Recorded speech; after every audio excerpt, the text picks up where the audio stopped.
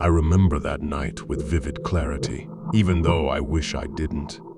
It was a bitterly cold winter evening, the kind that chills you to the bone and makes every breath feel like shards of ice. I had been driving for hours, tired and desperate for a cup of warmth to combat the relentless cold that seeped into my bones. The neon sign of a Tim Hortons glowed in the distance like a beacon of hope, promising respite from the frozen darkness. As I walked through the door, a gust of frigid wind followed me, causing the bells on the entrance to jingle eerily. The interior was surprisingly empty, save for a lone figure hunched over a cup of coffee in the corner booth. I approached the counter, my footsteps echoing through the stillness of the place. The cashier, a young woman with tired eyes, offered a weary smile as she took my order. "What can I get for you?" she asked, her voice tinged with a hint of something I couldn't quite place. "Just a large, hot chocolate, please," I reply, my words coming out in a puff of mist. She nodded and turned to prepare my drink. The hum of the fluorescent lights seemed to drown out everything else, creating a surreal and unsettling atmosphere. I glanced around, realizing how unnaturally quiet it was. No chatter, no clinking of dishes, just an oppressive silence that seemed to hang heavy in the air. My hot chocolate arrived, steam rising from the cup in delicate tendrils. I thanked the cashier and chose a table near the window, hoping to distract myself from the unease that was settling in my stomach.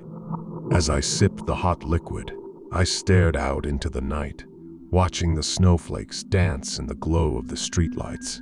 Minutes turned into hours, and still no other customers came. The eerie solitude was becoming more unsettling by the minute. I tried to convince myself that it was just the late hour and the harsh weather deterring people from leaving their homes. But deep down, a gnawing sense of dread was growing within me. I noticed movement out of the corner of my eye and turned my gaze back to the corner booth.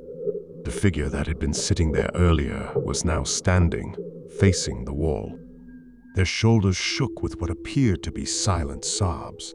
A chill ran down my spine, and I felt an instinctual urge to leave, to escape this place that had suddenly become so suffocating. I glanced back at the cashier, who was wiping down the counter with an almost mechanical precision. I cleared my throat, my voice coming out weakly. "Is everything all right?" She didn't look up from her task, but her response sent shivers down my spine. "They come here sometimes. Don't mind them." The cryptic answer only deepened the unease within me. Who were they, and why did they make the cashier so uncomfortable? Unable to quell my curiosity, I stood and approached the corner booth cautiously. The figure's back was still turned to me, their shoulders still trembling. I hesitated for a moment, then gently reached out a hand to touch their shoulder. As my fingers made contact, the figure spun around with startling speed, and my heart leaped into my throat. Their face was contorted with an expression of sheer terror, eyes wide and unseeing, mouth agape in a soundless scream. My own scream caught in my throat as I stumbled back, my mind struggling to process what I was seeing. The figure's appearance was ghastly, skin pallid and stretched tight over their bones, lips cracked and bleeding. I could see a desperate desperation in their eyes, a plea for help that they couldn't vocalize. I tried to steady my breathing, my heart racing as I looked around for anything that could explain this nightmare.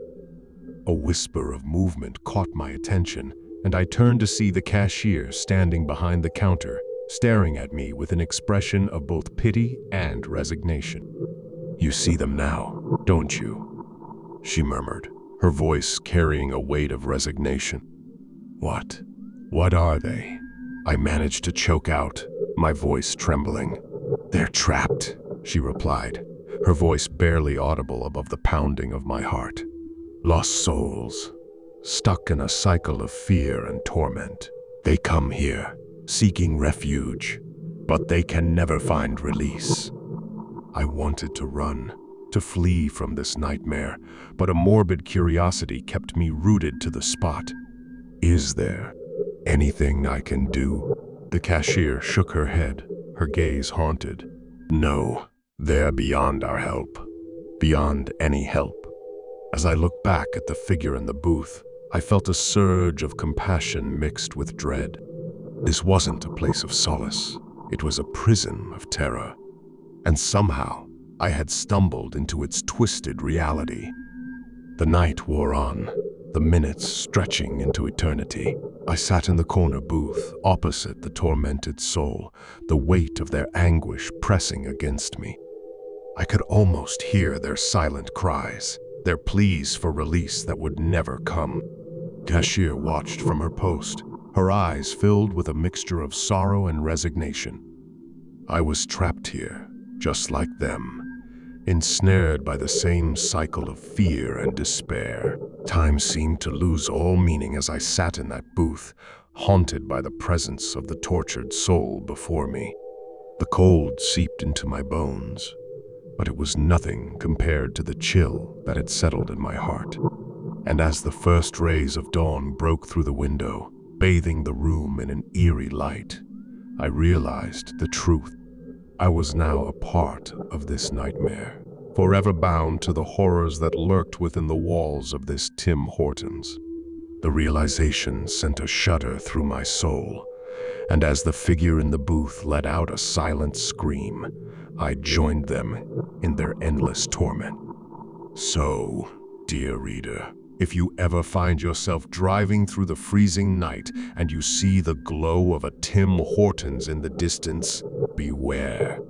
For within those walls, a darkness lingers, a darkness that can consume even the bravest of soul.